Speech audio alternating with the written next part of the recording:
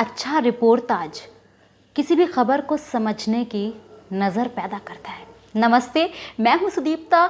मसाला चाय पर आपका बहुत सारा स्वागत करती हूं। किताबों के शौकीन हैं और हिंदी में लिखी अच्छी किताबें ढूंढ रहे हैं, ये चैनल आपके लिए है। पत्रकारिता के क्षेत्र में 2 दशकों से सक्रिय रहे पत्रकार शिरीष खरे ने एक किताब लिखी जिसका नाम है एक देश 12 दुनिया। काफ़ी दिनों से किताब बहुत चर्चा में भी है। किताब का उपशीर्षक है हाशिए पर छूटे भारत की तस्वीर। ये वो भारत है जो वंचित है, शोषित है, जो मुख्य समाज से कटा हुआ है, देश का नागरिक होते हुए भी नागरिक नहीं है देश का। जब भी हम कोई खबर पढ़ते हैं वंचित समुदायों के बारे में, उपेक्षित लोगों के बारे में, क्या वाकई उसके पीछे की सच्चाई समझ पाते हैं? एक दृष्टि हमारे पास होती है क्या उन्हें समझने के लिए? और यहीं रिपोर्टाज की भूमिका महत्वपूर्ण हो जाती है।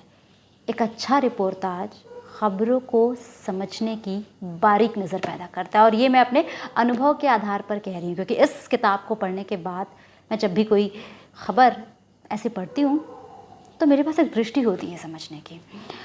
एक देश 12 दुनिया में शिरीष खरे के लिखे 12 रिपोर्टाज का संकलन है। इस किताब में लेखक द्वारा की गई वो यात्राएं हैं जो उन्होंने अपने पत्रकारिता के करियर के दौरान की, उन स्थानों की यात्राएं जो विकास और परिवर्तन के नाम पर हाशिए पर धकेल दिया गया। स्पष्ट है कि ये यात्राएं हिंदुस्तानी गांवों की खूबसूरती निहारने के उद्देश्य से शुरू नहीं की गई, बल्कि इन्हें शुरू किया गया उस खूबसूरती के पीछे छिपी कुरूपता देख पाने के लिए। सौंदर्य निहारने के लिए शौक काफ़ी होता है, लेकिन जिगर चाहिए होता है कुरूपता देख पाने के लिए। यही हौसला और जिगर लिए शिरीष खरे अपनी बात शुरू करते हैं महाराष्ट्र के मेलघाट से। महाराष्ट्र के विदर्भ अंचल के एक हिल स्टेशन चिखलदरा और बाघ संरक्षण क्षेत्र के पास का एक बहुत ही सुंदर कस्बा है मेलघाट। अपनी खूबसूरत वादियों के चलते और मनोरम दृश्यों के चलते वो जितना ही सुंदर है उतना ही गहरा है वहाँ के रहवासियों का दर्द। छोटे छोटे बच्चों की कुपोषण से मृत्यु यहाँ इतनी आम समस्या है कि माएँ अपने बच्चों की मौत बड़े निर्विकार भाव से झेल जाती हैं, जैसे उन्हें पता हो कि उनके बच्चे इसीलिए पैदा हुए। इन खूबसूरत नज़ारों का उनके लिए क्या मतलब जिनके पेट में अन्न का दाना तक नहीं है। यहाँ रहने वाली आदिवासी जनजातियाँ पुनर्वास और विस्थापन के चक्र में फंसकर कैसे टूट टूट कर बिखर रही हैं, इसका आंखों देखा हाल भी लेखक बयां करते हैं और एक ज़रूरी पड़ताल भी यहाँ करते हैं।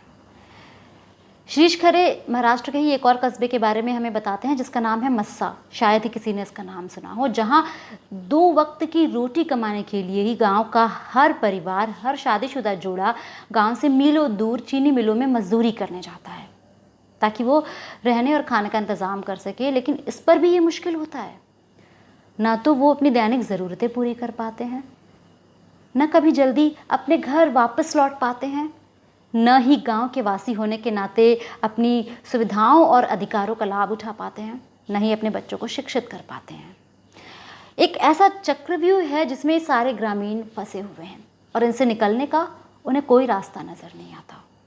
लेखक मस्सा के आसपास कलम, खिड़की और मंगलूर नामक गांवों की दुर्दशा भी बयां करते हैं, और वो बताते हैं कि कैसे बड़े सुनियोजित ढंग से मिल मालिकों और शोषकों ने ग्रामीणों को उनकी सुविधाओं और अधिकारों से वंचित रखा है।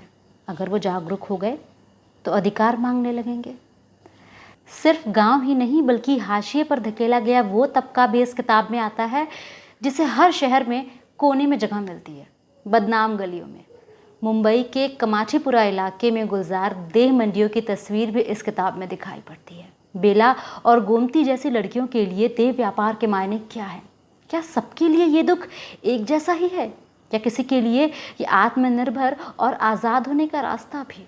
कैसे कमाठीपुरा के उस इलाके में पिंजरीनुमा कोठरियों में ये लड़कियां रहती हैं, वहीं अपना घर परिवार बसा लेती हैं, अपने सुख दुख साझा करती हैं, और एक उम्र के बाद लाइलाज बीमारियों और बेकारी को अपनी नियति मान जीने को विवश होती हैं। ये जो रिपोर्टाज है ये कमाठीपुरा इलाके में लड़कियों औरतों की ज़िंदगी बताता है और साथ ही उनका जीवन स्तर सुधारने और इन गलियों से उनको मुक्त करने के कारगर सुझावों पर एक मंथन भी करता है। इस किताब से मुझे एक ऐसे समुदाय के बारे में पता चला जो इस कदर उपेक्षित है कि शिक्षा भी उसका जीवन स्तर सुधारने में असमर्थ हो रही है। घुमंतु और बंजारा समुदाय, तिरमली समुदाय के लोग जिनका सदियों से एक पेशा रहा है कि वो नंदी बैल पर शिव की मूर्त लिए घूमते हैं, यही उनके जीविकोपार्जन का साधन है। लेकिन जब से मनोरंजन के नए नए क्षेत्र आए, उन्होंने गांव में भी अपनी जगह, अपनी पहुंच बनाई, उनका काम बेकार हो गया। और विडंबना ये कि घुमंतु समुदाय के होने के नाते उनका कोई एक घर, कोई एक ठिकाना नहीं है। ऐसे में राशन कार्ड, मतदाता पहचान पत्र, आधार कार्ड, पैन कार्ड जैसी सुविधाएं उन्हें नहीं मिल पाती। ये अनपढ़ बंजारे कैसे बताएं कि वो कहाँ के रहने वाले हैं, कौन सी है उनकी मिट्टी, कौन सा है उनका देश। तो ये जो रिपोर्टाज है वो इनकी बिगड़ती परिस्थितियों की एक संक्षिप्त रिपोर्ट भी प्रस्तुत करता है और साथ ही मराठावाड़ा अंचल के तिरमली समुदाय द्वारा संगठित हो खेती कर अपना जीवन स्तर सुधारने की एक आशा भरी तस्वीर भी दिखाता है। इस पूरी किताब में ये एक ऐसा रिपोर्टाज है जो संगठन की शक्ति दिखाता है और आशा के किरण भी जगाता है। इसे पढ़ना बड़ा सख्त एहसास था मेरे लिए। एक ऐसा ही समुदाय है सैयद मदारी समुदाय, जिसका काम है जान की बाजी लगाकर खतरनाक खेल या स्टंट दिखाना। ये बॉलीवुड में स्टंट सीन्स करते हैं, इनकी बॉलीवुड में एंट्री है, पैसे भी कमाते हैं, लेकिन इनके बीच से कभी कोई स्टार बनकर नहीं चमका, कोई बहुत बड़ा आदमी बनकर नहीं निकला, क्योंकि हिंदुस्तान के जाति आयोग के रिकॉर्ड में कुछ घुमंतु और बंजारा समुदायों के नाम छूट गए हैं, जिनमें सैयद मदारी समुदाय भी आता है। ये एक रिपोर्टाज इस समुदाय की जीवटता, कर्मठता, उनके इंतज़ार और उम्मीदों की एक झलक प्रस्तुत करता है। सिर्फ गांव, कस्बों और समुदायों की ही नहीं, बल्कि नदियों के भी वंचित और शोषित होने का दर्द यहाँ छलका है। नर्मदा नदी के आसपास बसा जनजीवन कैसे विकास के नाम पर बनते बांधों और कारखानों के चलते अपनी भरी पूरी संस्कृति को नष्ट होता हुआ देख रहा है। नर्मदा और उसकी सहायक नदियों पर इसके कैसे दुष्प्रभाव पड़ते हैं।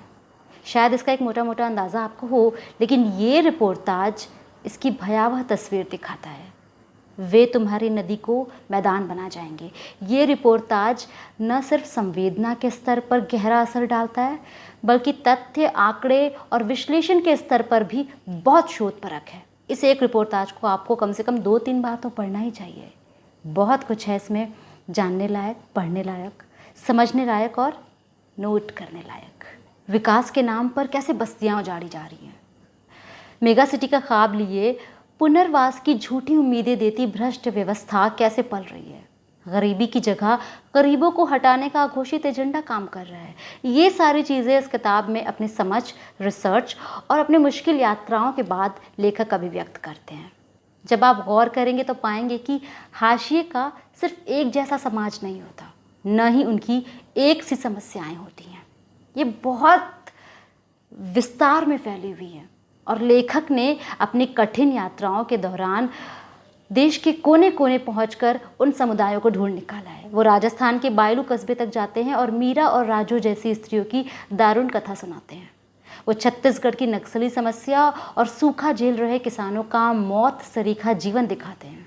पढ़कर आपको ये महसूस होता है कि हमारा साधारण सा जीवन भी उनके उपेक्षित जीवन के आगे कितना असाधारण है।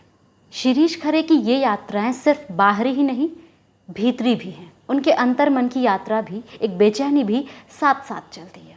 मैं समझती हूँ कि कोई जब इस तरह की चीज़ें लिखता है, आंखों देखा हाल बयां करता है, तो भीतर ही भीतर बहुत कुछ उमड़ता घुमड़ता होगा, एक मंथन चल रहा होता होगा, एक द्वंद्व चल रहा होता होगा। लेकिन जब हम ये किताब पढ़ते हैं तो उनकी भीतरी यात्रा कई बार इतनी लंबी और उबाऊ हो जाती है कि इंटरेस्ट हटने लगता है। जैसे ही वो अपनी भाषा के जादू से एक जिज्ञासा जगाते हैं उस जगह के बारे में, वहीं अचानक से वो अपने अंतर्मन की यात्रा पर निकल जाते हैं। ऐसे में फ्लो टूट जाता है, मज़ा नहीं आता फिर। इसके अलावा शुरुआत के कुछ रिपोर्टाज अपने प्रारंभ में मुझे इतने उलझे हुए लगे कि उन्हें समझने में मुझे वक्त लगा। ऐसा लगा जैसे रोचकता पैदा करने के लिए जानबूझकर उन्हें उलझा दिया गया हो शुरू में। लेकिन 4-5 रिपोर्टाज पढ़ने के बाद मैं उनके कहन के इस अंदाज की अभ्यस्त हो गई और बाद में विषय पर उनकी मजबूत पकड़ देखकर चकित भी हुई। तो कुल मिलाकर अगर कहा जाए और मेरी बात से ये किताब उठानी है आपको, तो मैं यही कहूँगी कि ये किताब पढ़ने लायक नहीं बल्कि पढ़ी ही जानी चाहिए। हाँ, मैं इसे अनिवार्य की कैटेगरी में रखना चाहूँगी। हर नागरिक को, हर व्यक्ति को, हर तबके के व्यक्ति को इस किताब को पढ़ना चाहिए। और हाँ, इसे पढ़ने से पहले ढेर सारा वक्त जुटा कर रखिएगा, क्योंकि ये जो किताब है ये समय मांगती है। किसी और काम से समय काटना हो तो काट लीजिएगा, फ़ायदे का सौदा होगा। ये किताब वाकई ज़रूरी है। अगर किताब पढ़ना चाहते हैं और ख़रीदना चाहते हैं तो आप चाहें तो मेरी लिंक से भी ऑर्डर कर सकते हैं। मेरी लिंक से अगर आप ऑर्डर करेंगे तो आप इनडायरेक्टली एक छोटा सा सहयोग मुझे भी देंगे, क्योंकि ये एक अफिलिएट लिंक है। आज की वीडियो में मैंने आपको एक देश 12 दुनिया के बारे में बताया। वीडियो कैसा लगा, किताब के बारे में जानकर कैसा लगा, और किताब अगर पढ़ चुके हैं तो मुझे अपनी राय ज़रूर दीजिएगा। ऐसे ही कोई किताब आपके दिमाग में भी है और आपको लगता है कि हमें पढ़नी चाहिए तो वो भी आप कमेंट बॉक्स में बता सकते हैं। अभी के लिए चलती हूँ, अपना ढेर सारा ख्याल रखिए और किताबें पढ़ते रहिएगा। Tata, bye bye.